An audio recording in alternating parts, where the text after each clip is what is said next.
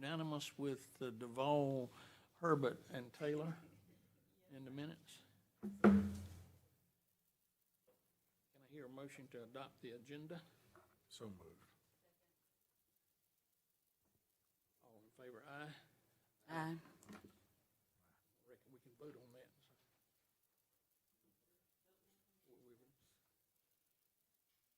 The first item on the agenda is the proposed distance requirements for smoke and vape shops.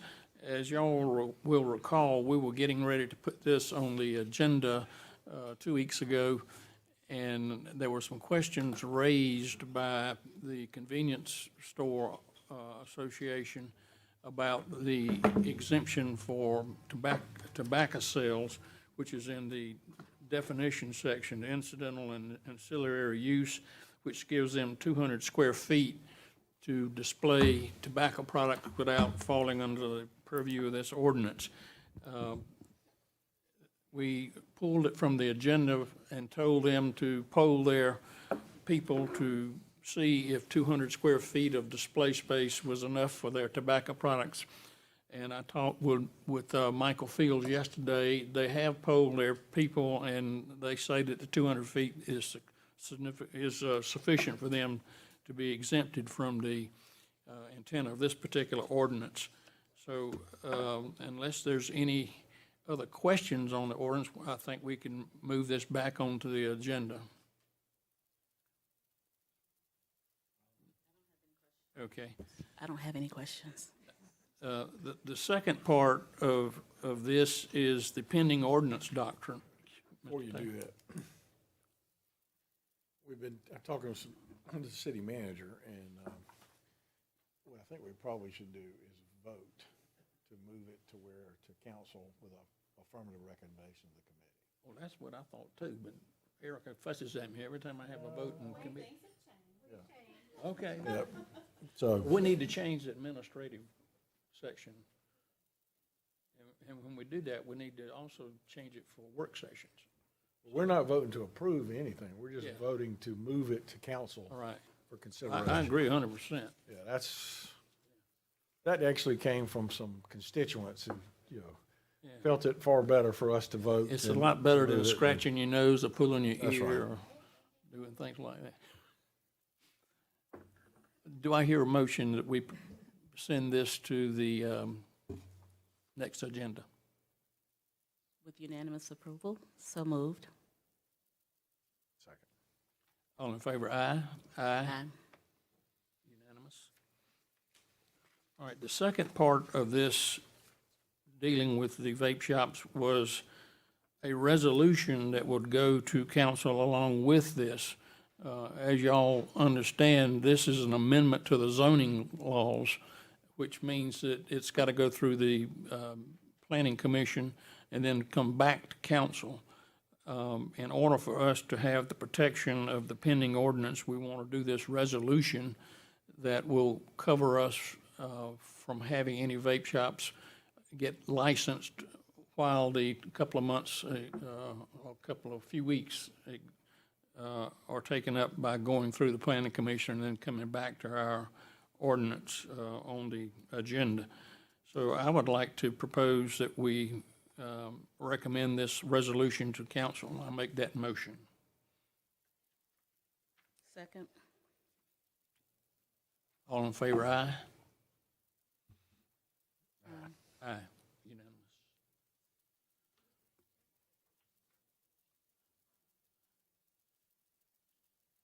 Mr. Taylor, the next one is your suggestion. You want to ask Sure. No, it's just that what we're seeing out in the market today is all the positive.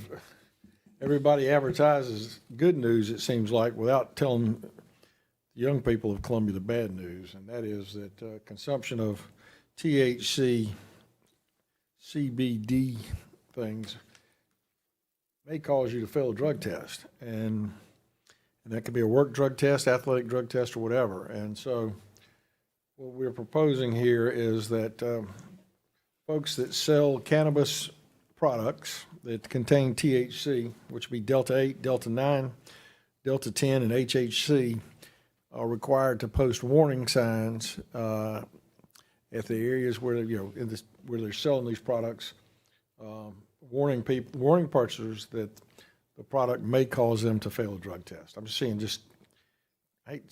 almost tragedy after tragedy around Columbia where folks don't understand. It's real It stuff. could be legal, but it can still cause you to fail a drug test, which can cost you your job. And I mean, we're seeing it and we're hearing about it in high schools too, entirely too much. And I just think it's important that we put the message out there that this stuff can cause you some problems, social problems. How do you interpret the sentence in there that says these signs must be equal to 50% of the size of the purveyor's signage of the shop and its product signage? Is that every sign in there or just the ones dealing with CBD signs. CBD sign? Yeah. Yeah, CBD, anything that there's advertising that's cannabis driven. Ms. Herbert, you have any questions on that? I don't. I just want to make sure, probably much to what you're saying, will they understand with that 50% of the size of the purveyor's signage of the shop and its product? Like, do we need to clarify that language anymore? Or do you think it's clear enough? I don't mind it being 50% of the entire signage, but And a $500 bill. seriously, I really don't have a problem with unless you want to clarify it and just add the sentence and move it forward. 50% of the size of signs of basically cannabis derivatives products. You want to add that, TK? I don't want to bring it back to the committee. I want to move it forward. TK and James, do you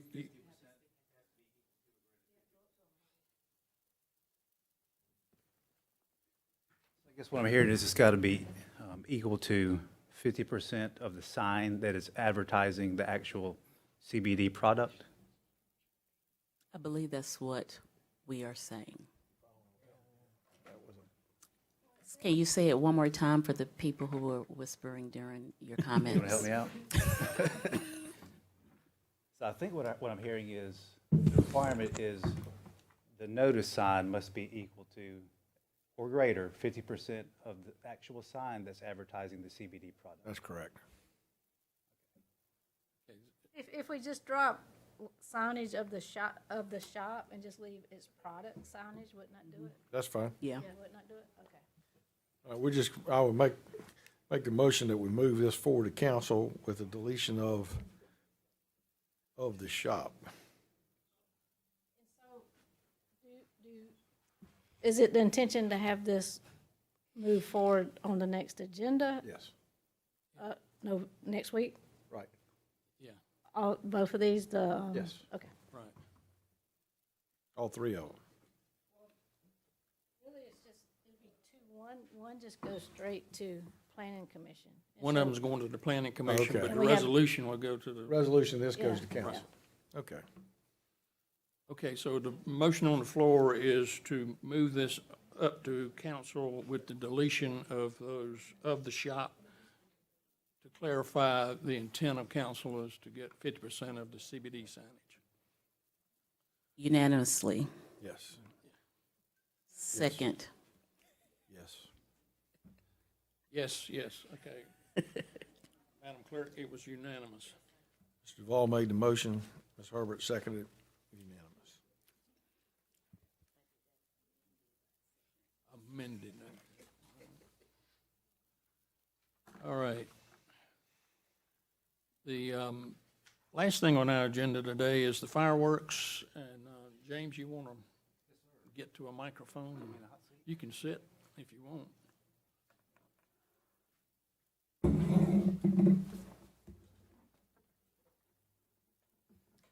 right, well, the fireworks ordinance should be page 8 in your packet.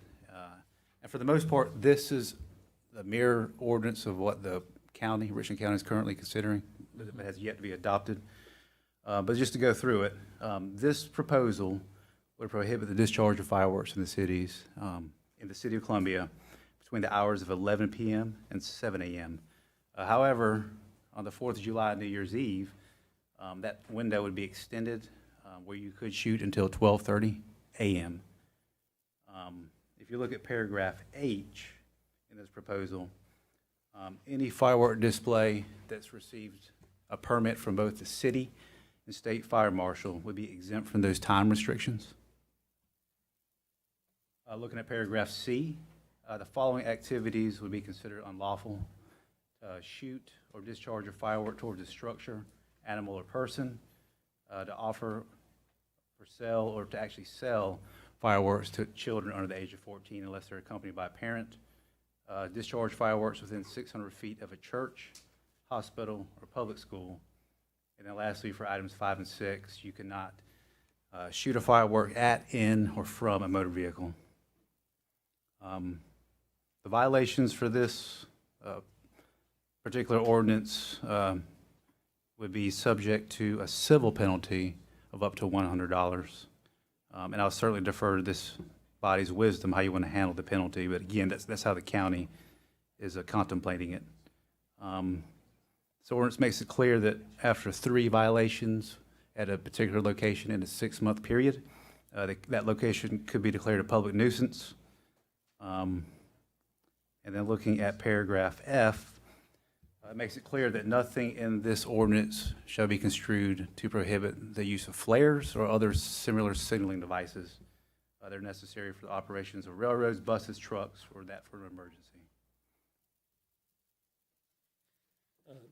Howard, how does this affect the minor league baseball games? They are permitted under, any fireworks display permitted by the city and state fire marshal exempt from subsections A and B. Is that correct, James? Yes, sir.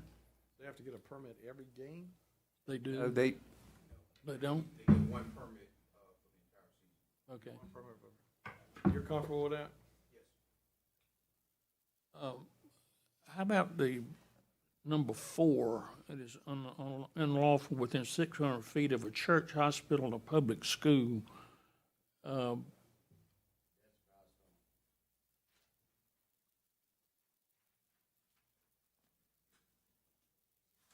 That's what I was gonna ask about, to make sure that we all communicated with churches. Some of them may have a display, on certain days. They don't have to get a permit because they're not shooting big fireworks, but if they're shooting within 600 feet in their parking lot, I don't know if they're gonna be close to the church or not. I'm thinking about, one thing I'm thinking about my church downtown. We're within 600 feet of the major fireworks being shot for New Year's Eve by the city. Trinity? What about, I don't think that's within 600 feet.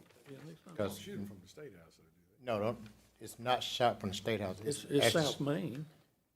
It's on South Main, but it's not close to the State House.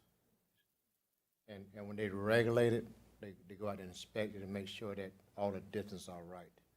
When our fire marshals go out and look at it. What about the downtown church on Bull Street? I don't think, no.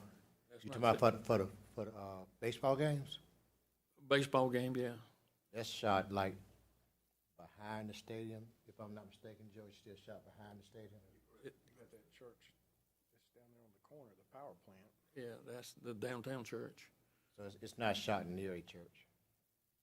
It's within 600 feet. I don't think so.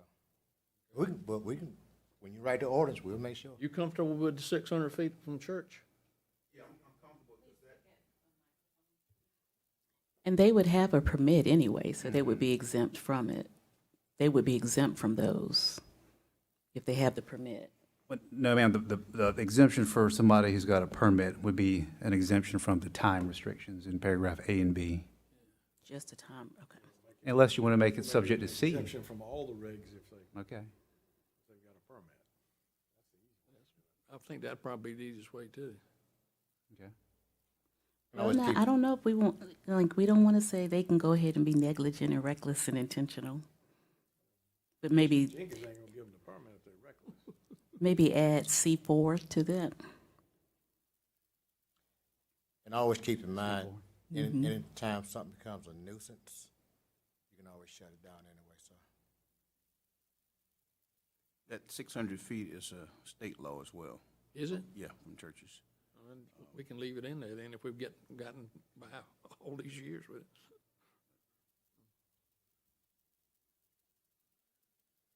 What's the pleasure of the committee? You want to pass it up to the council as drafted? I was just suggesting to add along with the exemptions, that section which is C4, that if they have a permit, then that is not applicable. Chief, is it an issue that requires us to pass an ordinance? Are we having that much trouble with it? Oh, fireworks? Yes. Oh. As a committee person, I just wanted to throw my 2 cents in, but go ahead, Chief. We do get complaints about, people shooting after certain hours. Of course, we don't go out and enforce it. There's more of a law enforcement. We go out and enforce, but we do get complaints. And sometimes when we respond to certain calls, because they're so close to buildings or dry grass or trees or whatever, we catch a lot of fires on those days. Do we have a fireworks ordinance on our books now? I wouldn't say a fireworks ordinance, but we do have, let me get it for you. We do have some provisions that apply to fireworks. For example, it's unlawful to possess, explode, or ignite fireworks on city-owned property, city-owned parking facilities, unless you have a permit from the city. And then you can't discharge fireworks in a city park or city recreational facility without a permit from the fire chief. I will add that I have heard people who have dogs who are sensitive, so it's better to have a certain period of time. And then people with PTSD, a lot of veterans. I have heard that from veterans with PTSD. Yeah. And that's one of the things that when we do our interviews, or we do make people aware that they are opposed to those type of conditions, that you gotta be real careful of, because it does kind of trigger something within them. You can still shoot fireworks, just can't shoot them after 11, right? You still shoot fireworks. I mean, I hear them out there shooting 2, 3 o'clock in the morning. I like this. Ms. Herbert, did you have an amendment that you wanted to do, or? Yeah, I agree with it. I just wanted to add under the subsection H, where we have the exemptions, to include C4 as one of the things that you're exempt from if you have a permit, which is that 600 feet requirement. And I think James got, you got that. James has it. So we don't have anything that, as far as shooting away from residents, do we? Can you clarify, sir? We shooting Away, at, yeah, away from residents. when you say away from, So we just tell people don't shoot close to residents, don't shoot on dry grass. And you'll be surprised at what people do when we go out and we respond. Shoot them in mailbox, shoot them in the garage, stuff like that. Well, it was fun, man. We do have, number one there is towards a structure, Okay. animal or person. Ms. Herbert, you want to move passage of this with your amendment? Yes, sir. So moved. Mr. Taylor, would you like to second that? Second. All in favor, aye? Aye. Unanimous. We can move this forward to council also.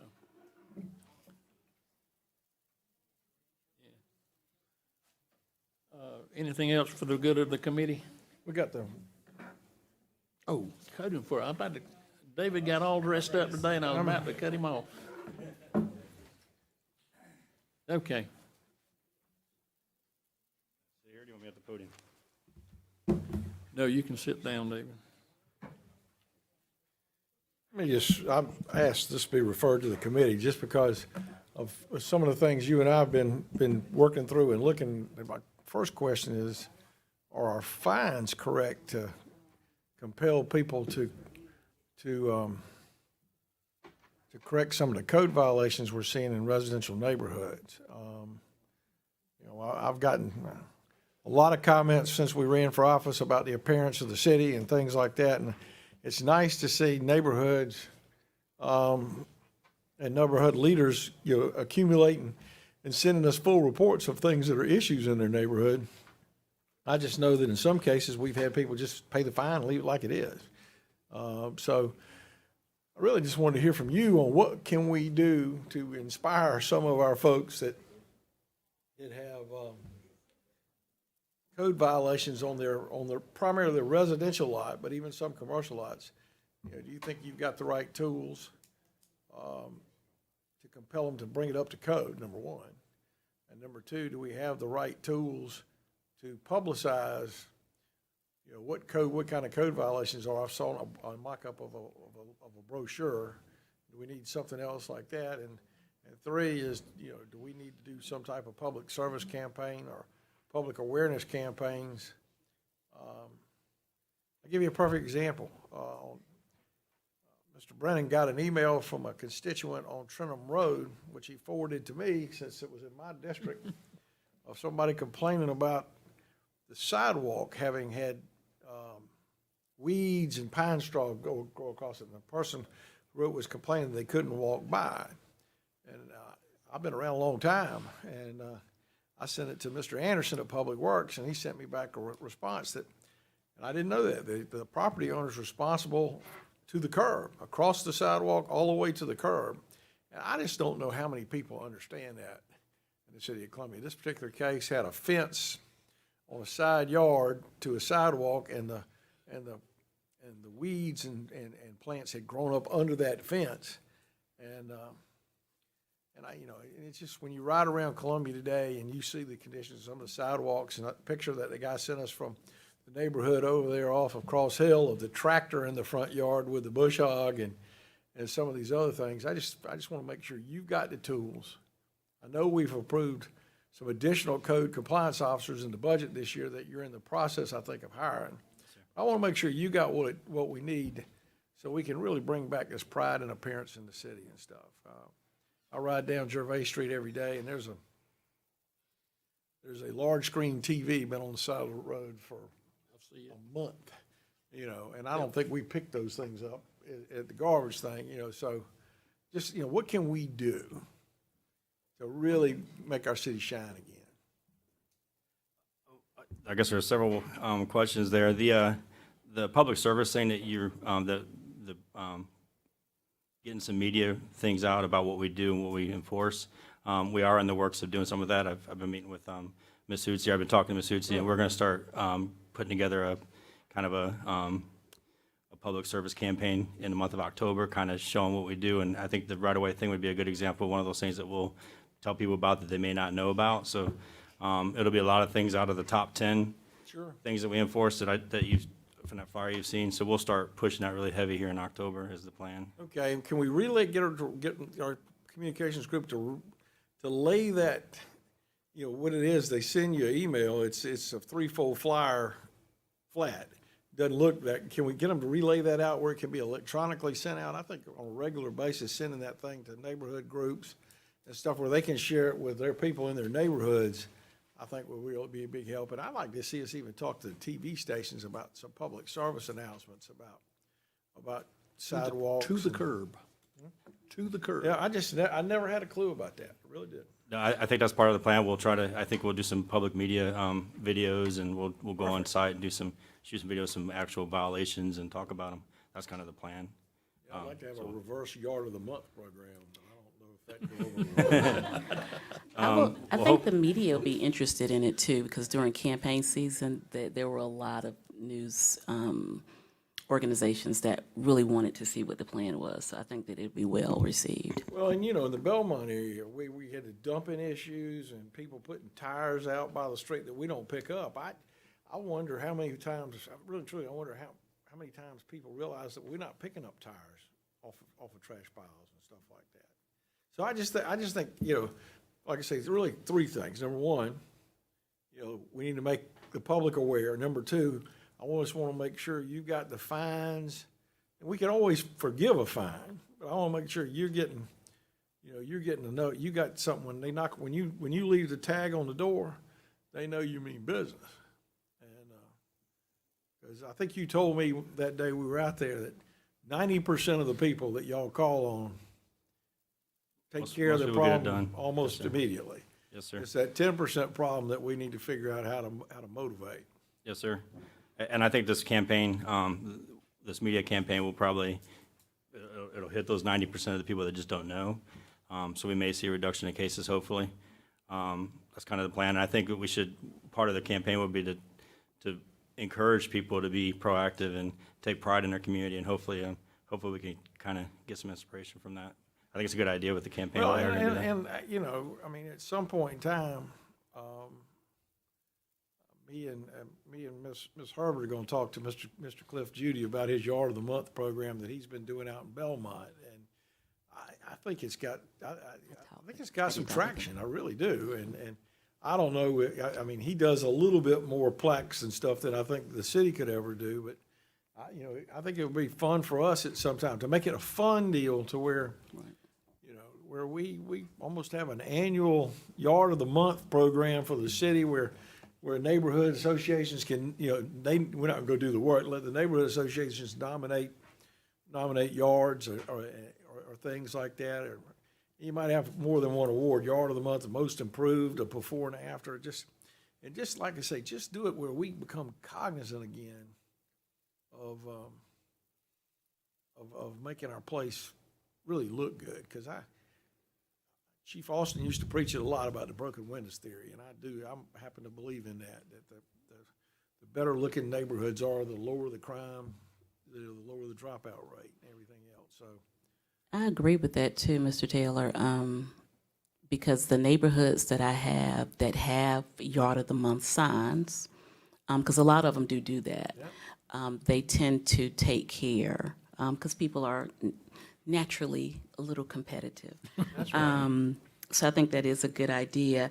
And I just want to commend David, because I've had David working overtime in District 1, and he attended 2 different meetings last night. One of the recommendations from the Greenview Committee, they just asked about increasing the fines, and they mentioned it, can you increase the fines, but we didn't get into that discussion yesterday. I just wanted to hear any input that you may have or guidance that you may have for us about whether it's effective. What are the fines? It depends. Generally. There's a bunch of different fines. It depends on the type of fine. We have 2 different primary fines. There's a criminal, like a criminal offense penalty, which is when we issue someone a uniform ordinance summons, and that takes them to municipal court. That's all a criminal fine. And the max, and that's set by the state, the max is $500. And most of those. Tell me what would make a criminal code violation. Anything is, the way the state statute is written for code enforcement, a lot of the violations, cutting your grass can be considered criminal. If we write you a summons to go to court, it's a criminal offense. So if you get found guilty for not cutting your grass, that follows you on your criminal record, that you were found guilty for not cutting your grass. So it is a criminal offense. And then we have civil fines and civil penalties that are tied to a permit. Those are not necessarily issued to a person. Those are more so to the person who has the permit, or they're tied to the permit. So like the rental ordinance has a lot of fines for failure to comply, and the points system, we have fines tied to that. So those are not necessarily assigned to a person, and they're not criminal in nature. Do we have any trouble going back to find the landlords on those rental deals, or are you going to the tenants? I mean, We do. It depends on the issue. If it's a care premise type thing, like it's litter and debris and overgrowth, we generally take those. We'll always notify the owner, but we do contact the tenant, and we send them notices, and we'll write a summons to the tenant for those type of things. And then the property owner will get the summonses for structural issues and stuff like that. That's not necessarily the tenant's responsibility. You come to to a house that's in, let's say the grass is not cut, it's got vines growing over the top of it. What's the process? Warning first? Most everything that we address has to be in writing, so we do send a notice of violation. We call it a notice of violation of correction order. Mail it, or you put a door tag? We mail them.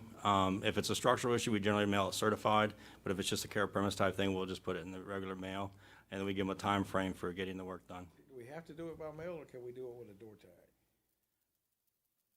I'd have to check with legal, but I don't think, there's certain things in the property maintenance code that require us to put it in writing, and I believe it says we have to mail it. I'll have to confirm that.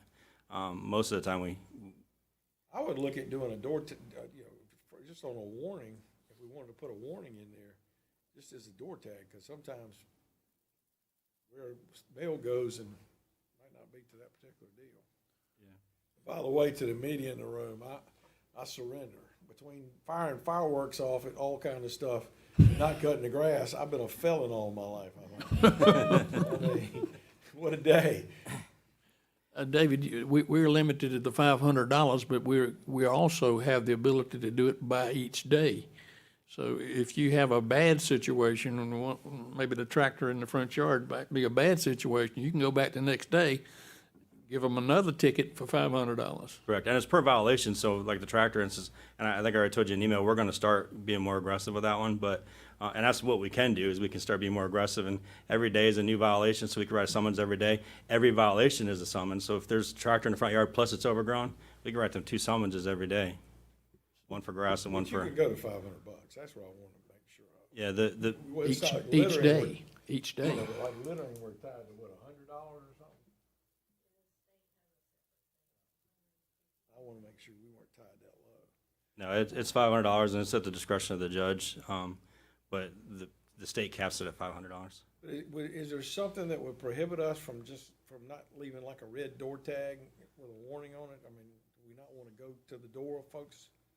We have actually door hangers that we do use for situations where it's not technically in violation, but it looks bad. We'll use that. I don't know that we could go write somebody a summons for that, but I'll I certainly give wouldn't write 'em. I mean, my point is, before you wrote it, if you wanted if to, they don't comply, I guess. what you do is you put a door tag down, leave it, and then if they don't comply and you come back and check 10 days later or whatever, you would then. Yeah, I'll work with legal. My only concern would be is, since these are criminal offenses, if we hang a door hanger and then we go back 7 days and write them a summons for a criminal offense, they're gonna say they didn't get the door hanger, and it just puts us in a situation of having to prove that they were notified. So that's why we generally stick with the letters.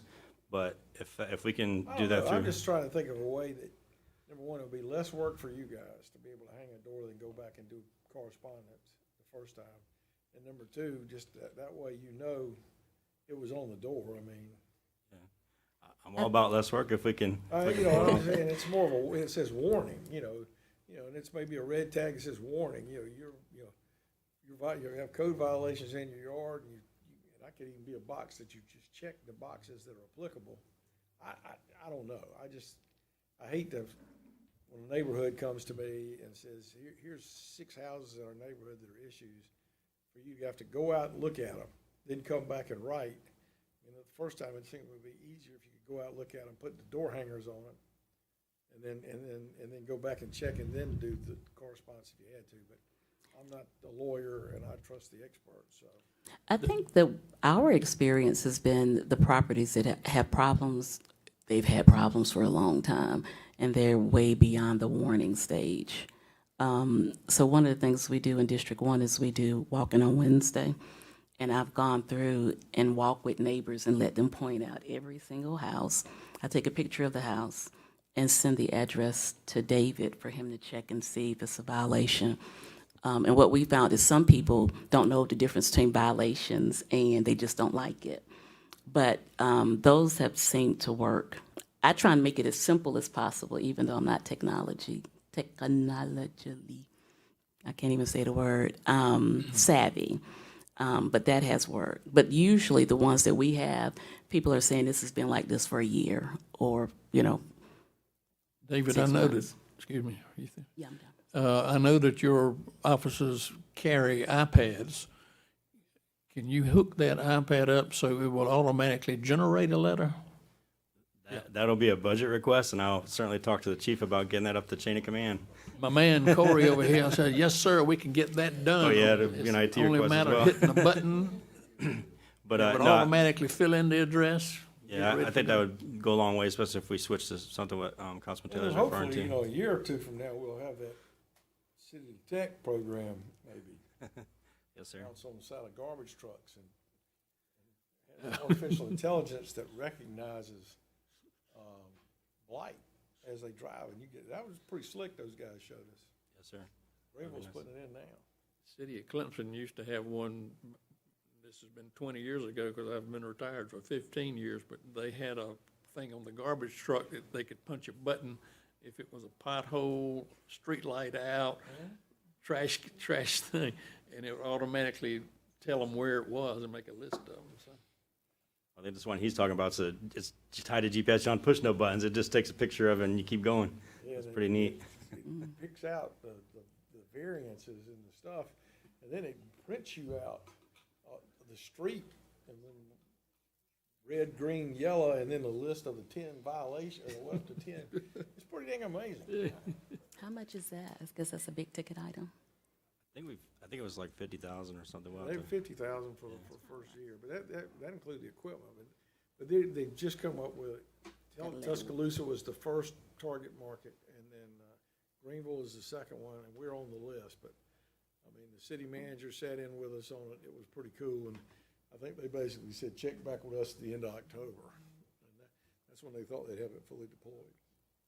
Just kind of update, where you are on personnel? We've actually just did some interviews last week. We got, we have 3 that we're putting through of the 6 vacancies for the housing inspector. So, we're hopeful we're gonna have some more interviews soon, So but we're making progress. you're, how many short, how many ahead? 6 inspectors and 1 customer service representative and 1 person on the crew. You're short 6 inspectors. Yes. But, and that counts the new positions too. So the new positions you gave us, that 6 is included in those new positions. I'm hopeful we'll have those filled in the next few months. Need to get them filled before we get to the short-term rentals. We're working hard at it. I would, but I would certainly, if I can get the opportunity, I'll go back with legal and talk about the red tag and maybe some other options for fines. I think we have what we need in place. It's just a matter of us, maybe changing our procedures and, our policies to make sure we're being more strict with the repeat offenders and, see if there's any other alternatives that we can work out and come back with a proposal for some maybe ordinance changes or whatever. So. One thing that David knows that I have been really hopping on is when your folks have to go and correct the problem and making sure that the property owners are getting the bills for the work that the city is doing. And maybe, looking at those fees and fines, because the stiffer the bill, maybe they'll realize they need to maintain their own properties instead of waiting for us to do them. One last thing, I want to thank you and your crew. Major Roberts is in the back too. Thank the Columbia Police Department just as well as for how y'all have really come together to address the homeless situation out at Forest Drive and Interstate 77. I think you found when you went out there that we had folks that were allowing people to camp on their own property, and I think you explained to them that it's not the responsibility of the city to clean up that mess when they've allowed that on there. And I think having code involved with this homeless situation has been really a change that we needed to do for a long time. And I want to appreciate tell all you guys thank you for that, because I think you're making a real difference there too. I think they're going to Garners Ferry Road next, right? We're already out there working on it. We started that yesterday, so. Cool. Well, thank you, sir. I really do appreciate that. It made a real difference in Forest Drive. Anything else? Chairman, that's it for me. Hear a motion, we adjourn. So moved. Second? Favor aye? Aye.